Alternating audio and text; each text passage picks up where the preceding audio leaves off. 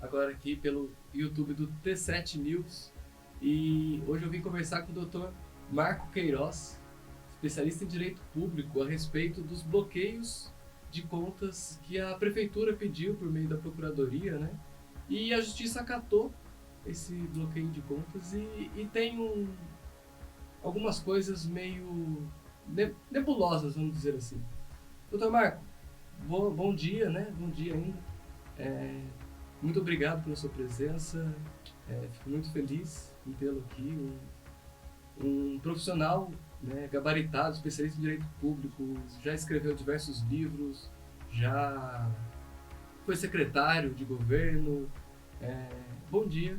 E qual que é a sua posição a respeito desse fato específico, como advogado, como operador de direito? Bom dia, Marcelo. O prazer é todo meu estar aqui no T7 News, falando com você, com seus ouvintes. Bom dia a todos. Olha, isso que está acontecendo aqui na cidade de Taubaté, primeiro nós precisamos destacar o seguinte, destacar que são execuções fiscais, né? Execução fiscal, ela é regrada pela Lei 6830 de 1980, a Lei 6.830 de 1980. Essa lei, apesar dela ter sido editada antes da Constituição de 1988, ela foi recepcionada pela nossa Constituição republicana. Portanto, ela não pode, né, se dar em festa aos comandos gizados na Constituição, inclusive ao princípio da ampla defesa, que é o que me parece está sendo o mais lesado pela atuação aqui nessas execuções fiscais aqui da cidade de Taubaté. Veja bem, se o administrado, que no caso se vê executado, ainda não foi citado e tem os seus bens bloqueados, isso sobremaneira se assoma como inconstitucional. Por quê? Porque feriu o princípio da ampla defesa. Ele deveria ser cobrado, adredemente cobrado, deveria ter sido lhe dada a oportunidade de nomear bens a penhora ou pagar o débito em 5 dias, tal como está disposto no artigo 8º dessa Lei 6830. Então, a partir do momento em que ele foi citado, não pagou o débito, aí sim nós vamos abrir a possibilidade para o bloqueio judicial. E o entendimento mais recente do Superior Tribunal de Justiça é no sentido de que, se o executado não foi citado, e mesmo assim os seus bens foram bloqueados pelo sistema Bacenjute, que é o nome do sistema que se opera esses bloqueios, a lesão manifesta a lesão ao princípio da ampla defesa. Torna-se, então, nula essa penhora. E só para a gente pontuar aqui para os nossos ouvintes, para quem estiver assistindo aqui o T7 News, o que é o direito à ampla defesa? Por que ele é tão importante assim? O direito à ampla defesa assegura o contraditório. Todo mundo tem o direito, tem a garantia constitucional, né, ao se ver processado, de exercer a sua defesa, de poder submeter ao crivo do judiciário a sua versão dos fatos e exercer o pleno direito de se defender, né? Isso é de suma importância, porque não nós teríamos tribunais de exceção.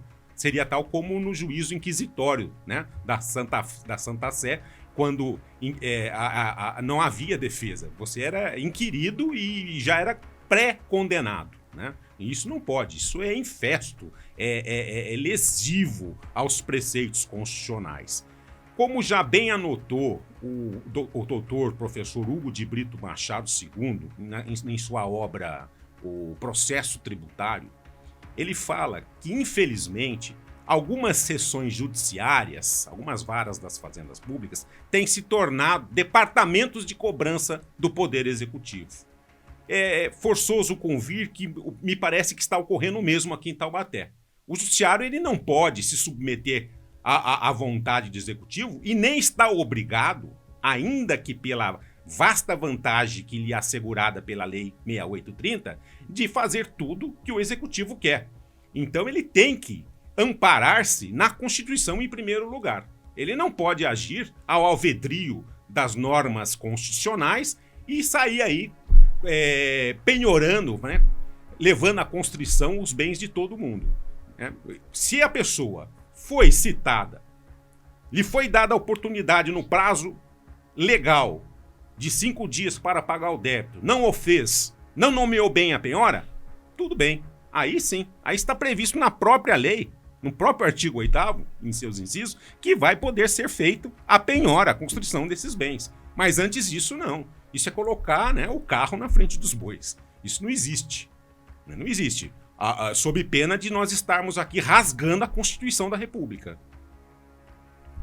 O T7 News até publicou ontem uma reportagem que a gente apurou diversos casos que o processo, o devido processo legal foi de fato atropelado, né? Pessoas que tiveram seus bens bloqueados, a hora que foram passar o cartão do supermercado, descobriram que estavam com as contas bloqueadas, né?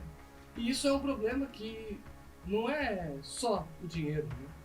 Porque esse bloqueio vai fazer as pessoas não conseguirem pagar aluguel, vai ter um juros, né? Ninguém se planejou, ninguém conseguiu fazer com que esse bloqueio, fazer com que os bloqueios fosse rápido, né? Muitas pessoas estão negociando hoje e não conseguem, né, desbloquear rápido, né? Se você eu pago a minha dívida, mas são 3 dias para um departamento te atender. Isso é uma coisa muito prejudicial para a sociedade. O que o senhor pensa sobre agora menos advogado e mais o Marco Queiroz mesmo, aquele que toca violão, aquele rapaz que a gente convive bem aqui? Olha, Marcelo, eu vejo que a administração pública de Taubaté andou mal. Ela claudicou, porque o Poder Executivo ele tem que focar, né, o espectro da sua atenção tem que alcançar também os problemas sociais. Né? Ainda mais nesse país que o acesso da justiça é muito difícil. Nós podemos falar aí do princípio do livre acesso à justiça, da gratuidade de justiça, mas é muito difícil acessar a justiça. É muito difícil você ter defensores, né, para seus interesses perante o judiciário, assim de inopino, e se socorrer como se fosse fácil, né?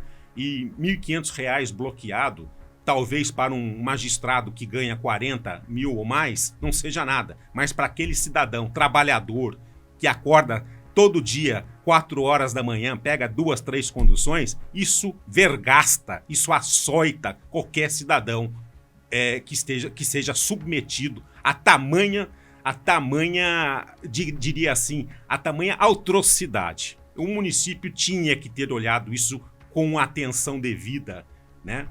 Eu sugeria que, primeiro, o município tem que identificar, né, a saúde da sua dívida ativa, porque existe muito débitos ali irrecuperáveis. Nós estamos falando aqui num exemplo de uma constrição de R$ 1.500, onde o débito pode ser de 20 mil, 30 mil para uma pessoa que está desempregada. Você move o judiciário, move todo o departamento, né? Aciona a procuradoria do município, isso custa dinheiro público. Às vezes o molho sai mais caro que o peixe. Por que não se fez uma campanha visando aí melhorar a arrecadação, recuperar a sua dívida pública? Quiçá uma anistia de multa e juros. Localizar, né, os devedores. Localizar, então, mas nessa campanha... fazendo essa campanha, ele teria a possibilidade de localizar onde estão os devedores, chamá-los à conversa, né? E agora, doutor, qual seria a melhor solução para os devedores não sofrerem tanto mais?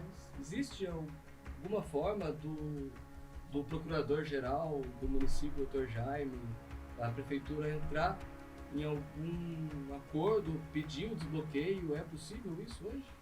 Olha, uma vez que a prefeitura entrou com a execução, eu acho difícil ela, né, agir em detrimento do interesse público que se assoma ao caso, que seria a dívida fiscal do município, né? Poderia até incorrer em renúncia de receita. Mas cabe àqueles que estão se vendo processados pedir o desbloqueio dessas contas, alegando a nulidade da penhora, porque ele não foi citado, né? A lesão ao princípio à ampla defesa, em alguns casos alegando também matéria pertinente à impenhorabilidade dos bens, né? Que seja aquele verba alimentar, que não pode ser, não está sujeita à penhora. Existem várias possibilidades para o exercício da defesa, mas que eles já foram lesados em seus direitos, isso já foi. Tá certo. Conversei com o Dr. Marco Queiroz, uma conversa breve para explanar um pouco, né, sobre... Vou dar uma opinião muito pessoal, esse absurdo que está acontecendo em Taubaté, por ter um atropelo do processo, do devido processo legal, a ampla defesa e principalmente por bloquear contas de pessoas que usariam esse dinheiro para comer, para comprar um remédio, para pagar o aluguel da sua casa. Né? Me vejo na posição dessas pessoas, né, que estão, imagino, desespero. A gente até publicou um vídeo no final de semana de uma mulher desesperada na prefeitura e sem saber o que fazer, de fato. Né? E com isso a gente faz aqui, como jornalista, mas como munícipe, eu faço um apelo. A gente precisa resolver essa situação rápida. A gente precisa fazer com que a população se sinta segura de estar aqui em Taubaté, se sinta segura de eu poder abrir uma empresa, né? De eu ter uma casa aqui. E a gente passou por um período muito, muito triste, que foi o período de pandemia. Muitas pessoas perderam os empregos. Mais isso, né? A inflação muito alta, né? E a gente não pode bloquear, não pode deixar que as pessoas fiquem sem dinheiro, que é uma coisa necessária para sobreviver, né? Mas, gente, sem mais delongas, Dr. Marco, muito obrigado. Eu que agradeço. Outras oportunidades a gente vai conversar aqui sobre música, direito tributário, sobre política, logo menos. Será um prazer. E espero que até lá esse problema dos bloqueios já tenha acabado, estejam todos felizes, né, com o seu dinheirinho ali tranquilo para poder comer, para poder fazer tudo aquilo que necessita. Muito obrigado a todos, um bom dia e até a próxima live. E aí?